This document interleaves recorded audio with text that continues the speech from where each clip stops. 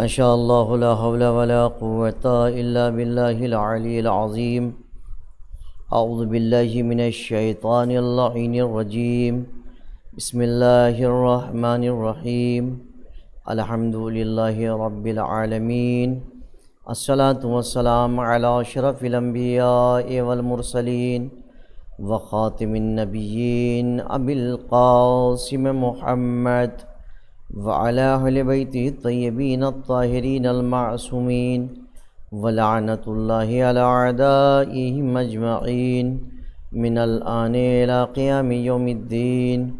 أما بعد فقد قال الله تعالى سبحانه في كتابه الكريم بسم الله الرحمن الرحيم أرأيت الذي يكذب بالدين فذلك الذي يدعو اليتيم ولا يحض على طعام المسكين فويل للمصلين الذين هم عن صلاتهم ساهون الذين هم يراءون ويمنعون الماعون.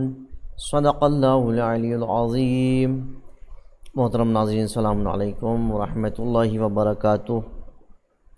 ایک بار پھر آپ حضرات کی خدمت میں سورہ ماعون کی تفسیر لے کر حاضر ہوا ہوں، اور اس سورہ میں ان لوگوں کی مذمت کی گئی ہے جو روز قیامت پر ایمان نہیں رکھتے. ان لوگوں کے بارے میں بتایا گیا ہے جو یتیموں کو دھکے دیتے ہیں اور غریبوں کو کھانا نہیں کھلاتے، نماز میں جو غفلت کرتے ہیں ان کی مذمت کی گئی ہے. اس سورہ میں ان لوگوں کو قابل مذمت ٹھہرایا گیا ہے جو ریاکاری سے کام لیتے ہیں اور برتنے کی چیزیں روکے رکھتے ہیں. سورہ ماعون کی تلاوت کا ثواب فضائل اعمال میں امام محمد باقر علیہ السلام سے مروی ہے. جو شخص سورہ کی تلاوت کرے گا اس سورہ کی تو خدا اس کے نماز و روزے کو قبول کرے گا اور اس کا محاسبہ نہیں کرے گا. رسول اکرم نے فرمایا جو شخص سورہ کی تلاوت کرے اس سورہ کی، اللہ اسے بخش دے گا بشرطے کہ وہ زکوٰۃ ادا کرنے والا ہو. فوائد القرآن میں روایت ہے، امام جعفر صادق علیہ السلام نے فرمایا جو شخص سورہ ماعون کو 41 مرتبہ پڑھے اور وہ اس کی اولاد کسی کی محتاج نہ ہوگی، سورہ کی تلاوت شروع کرنے سے قبل 10 مرتبہ درود شریف پڑھ لینا چاہیے. اس سورہ کی روزانہ 41 مرتبہ تلاوت کرنا چاہیے. شان نزول، اس سورہ کے شان نزول میں اختلاف ہے کہ اس سے مراد عاص بن وائل یا ولید بن مغیرہ یا ابو سفیان ہے. ان میں سے کسی ایک کے بارے میں کہا گیا ہے کہ وہ ہر ہفتے 2 اونٹ ذبح کرتا تھا. ایک دفعہ اس کے دسترخوان پر ایک یتیم آیا تو اس نے اسے لاٹھی کی نوک سے دھکیل کر باہر نکال دیا. بہرکیف جو شخص بھی یہ صفات رکھتا ہے وہ ان آیات کا قیامت تک مصداق بن سکتا ہے، مصداق رہے گا. یعنی جو بھی کسی یتیم کی احانت کرے گا، کسی یتیم کو کھانا نہیں کھلائے گا، کسی یتیم کو اپنے دسترخوان سے اٹھا دے گا، اپنے دروازے سے بھگا دے گا، وہ اس آیت کا مصداق قیامت تک رہے گا. لہذا غور یہ کرنا چاہیے کہ کہیں ایسا تو نہیں ہے کہ کوئی یتیم ہم سے ناراض ہے، جس کو کھانے کی ضرورت ہے ہم کھانا نہیں کھلا رہے، لباس کی ضرورت ہے ہم لباس نہیں پہنا رہے، علاج کی ضرورت ہے ہم علاج نہیں کر رہے ہیں. یہ تمام چیزیں غور کرنا چاہیے. آئیے ترجمہ اس کا کرتے ہیں. سہارا اللہ کے نام کا جو رحمان و رحیم ہے. کیا آپ نے اس شخص کو دیکھا جو جزا و سزا کی تکذیب کرتا ہے، یعنی جزا اور سزا کو روز قیامت کو جھٹلاتا ہے؟ یہ وہی ہے جو یتیم کو دھکے دیتا ہے اور مسکین کو کھانا کھلانے کا شوق نہیں دلاتا. بس ان نماز گزاروں کے لیے ہلاکت ہے جو اپنی نماز سے غفلت میں رہتے ہیں، وہی جو ریاکاری سے کام لیتے ہیں اور لوگوں کو معمولی اشیاء بھی دینے سے گریز کرتے ہیں. اب ذرا اگر اس ترجمے کی طرف ہم توجہ کریں تو کچھ چیزیں ترجمے سے ہی واضح ہو جائیں گی، چونکہ بالکل واضح سورہ ہے. کیا کہہ رہا ہے ابتدا میں؟ کیا آپ نے اس شخص کو دیکھا جو جزا و سزا کی تکذیب کرتا ہے؟ یعنی یہ آیت اس کے مصداق میں آج کے دور میں بھی بہت سے ایسے لوگ ملتے ہیں، کس نے قیامت دیکھا ہے، کس نے جزا و سزا دیکھا ہے، کس نے عذاب و ثواب دیکھا ہے، ایسی ایسی باتیں لوگ کرتے ہیں۔ یہ آیت، یہ سورہ ان کے لیے ہے۔ یہ وہی جو یتیم کو دھکے دیتا ہے، جو بھی یتیم کو دھکے دے، جو بھی یتیم کو دھکا دے کر کے بھگائے، ہٹائے، اٹھائے، وہ بھی اس سورے کا مصداق ہے۔ اور جو مسکین کو کھانا نہ کھلاتا ہو، بہت سے ایسے افراد ہیں مسکین ہیں، معلوم ہے مسکین ہے، لیکن کھانا نہیں کھلاتے ہیں۔ اگر بہت زیادہ ہوا تو جو بچا ہوا کھانا ہوا، جو خراب ہونے والا ہوتا ہے، وہ دے دیا جاتا ہے، اس سے کوئی ثواب ملنے والا نہیں ہے۔ جو اپنے لیے پسند کرو وہی اس مسکین کے لیے پسند کرو، تب جا کر کے خدا بھی راضی ہوگا، اہل بیت اطہار بھی راضی ہوں گے، لیکن ایسا دیکھنے کو کم ملتا ہے۔ اور بس ان نماز گزاروں کے لیے ہلاکت ہے۔ اگر اس کو ہم پہلے حصے سے جوڑیں تو یعنی جو مسکین کو کھانا نہیں کھلاتا، یتیم کو دھکے دیتا ہے اور جزا و سزا کی تکذیب کرتا ہے، اگر وہ نماز گزار ہے تب بھی اس کے لیے ہلاکت ہے، یعنی اس کی نماز اس کو فائدہ نہیں دے گی، فائدہ مند نہیں ہوگی، چونکہ اس نے مسکین کو کھانا نہیں کھلایا، یتیم کو دھکے دیا۔ لیکن اگر اس کے بعد والے حصے سے جوڑیں کہ پس نماز گزاروں کے لیے ہلاکت ہے جو اپنی نماز سے غفلت میں رہتے ہیں، یعنی نماز گزار تو ہیں لیکن غفلت میں، صبح کی دوپہر میں پڑھ لی، دوپہر کی قبل از مغرب پڑھ لی، مغرب کی رات 12 بجے پڑھ لی، یعنی یہ وہ افراد ہیں جو نماز سے غافل ہیں، اس کی اہمیت سے غافل ہیں، وہ نماز کو اہمیت نہیں دے رہے ہیں، اس کے وقت پہ نہیں پڑھ رہے ہیں، تو یہ وہ لوگ ہیں جن کے لیے ہلاکت ابدی ہے۔ قرآن میں ہلاکت ہے واضح طور پر، لہٰذا اس ہلاکت سے انسان کو بچنا چاہیے۔ پھر اس کے بعد کیا حصہ ہے؟ وہی جو ریاکاری سے کام لیتے ہیں اور لوگوں کو معمولی اشیاء بھی دینے سے گریز کرتے ہیں۔ بہت سے افراد ہیں جو ریاکاری کرتے ہیں، مثلا دعا پڑھتے ہیں تو صاحب ریاکاری کے 10 کے سامنے بیٹھ گئے دعا کے لیے، تسبیح ہاتھ میں لیے گھوم رہے ہیں، گھما رہے ہیں اور ٹہل رہے ہیں۔ ہو سکتا ہے بہت سے آدمی کے ذہن میں ریاکاری نہ ہو، لیکن بہت سے ایسے جن کے ذہن میں ریاکاری ہے، یا کسی کی مدد کر رہے ہیں، سوچ رہے ہیں کہ 10 آدمی کو معلوم ہو جائے تو بہت اچھا ہے، اور ایسے مقام پر ہی مدد کرنے کا جذبہ پیدا ہوتا ہے جہاں 10 20 50 آدمی دیکھ رہے ہوں تاکہ وہ بھی آگے جا کے 2 2 4 4 آدمی کو بتائیں۔ یہ ہے ریاکاری۔ لیکن اس کے برعکس یہ ہے کہ ایک آدمی دیکھ رہا ہے کہ ضرورت مند ہے اور وہ 20 آدمی کے سامنے اس کی ضرورت ہمیں معلوم ہو گئی، اب ہم سب کے سامنے نہیں، اس کو تنہائی میں لے جائیں، تنہائی میں لے جا کر کے اس کی ضرورت کو پورا کر دیں۔ لیکن اگر ہم نے ایسا کیا، یعنی تنہائی میں لے جا کر کے اس کی مدد کر رہے ہیں، اس کی عزت کا خیال رکھ رہے ہیں، تو خدا بھی راضی ہے، اہل بیت اطہار بھی راضی ہیں۔ لیکن اگر ہم نے ریاکاری کیا اور ہم دکھا کر کے کر رہے ہیں، اور یہ بھی ذہن میں خیال آ رہا ہے کہ کاش کے لوگ دیکھیں اور لوگ دیکھ کے میری تعریف کریں کہ ارے کتنا اچھا آدمی ہے، کتنی نیک کام کرتا ہے، کتنے لوگوں کی مدد کرتا ہے، کتنے لوگوں کے کام آتا ہے، اگر ایسا ہے تو اس کے لیے بھی ہلاکت ہے۔ اور لوگوں کو معمولی اشیاء بھی دینے سے گریز کرتے ہیں۔ بہت سے افراد ایسے ہیں کہ جو معمولی سے معمولی اشیاء دینے سے گریز کرتے ہیں، یعنی کوئی بھی چیز ہو، پڑوس میں ایک دوسرے سے لینا دینا چلتا ہے، انسان سے لیتا دیتا ہے، محلے میں لیتا دیتا ہے، لیکن بعض محلے میں ایسے افراد ہوتے ہیں کہ ہوتی چیز ضرور ہے، حتیٰ اضافی بھی ہوتی ہے، لیکن وہ منع کر دیتے ہیں کہ صاحب ہم نہیں دیں گے، کچھ نہ کچھ بہانہ، کچھ نہ کچھ جھوٹ بول دینا اور منع کر دیتے ہیں۔ اس کے لیے بھی سخت ممانعت آئی ہے۔ اب آپ نے اندازہ لگا لیا ہوگا محترم ناظرین کہ یہ سورہ کس بارے میں ہے، کتنے لوگوں کے بارے میں ہے۔ اب اس سورے کو جب بھی ہم پڑھیں، اس کے ترجمے کو پڑھیں، اس کے ترجمے کو دیکھیں، تو ہم غور کریں کہ آخر کہیں ہم مصداق تو نہیں بن رہے ہیں کہ ہم یتیم کو دھکا دے رہے ہوں، یا مسکین کو کھانا نہ کھلا رہے ہوں، یا ریاکاری کر رہے ہوں، نماز کو اہمیت نہ دے رہے ہوں، نماز سے غافل ہوں، معمولی اشیاء دینے سے گریز کرتے۔ اگر ان میں سے کوئی ایک چیز بھی ہے تو اس آیت کے مصداق، اس سورے کی مصداق ہم بھی ہیں۔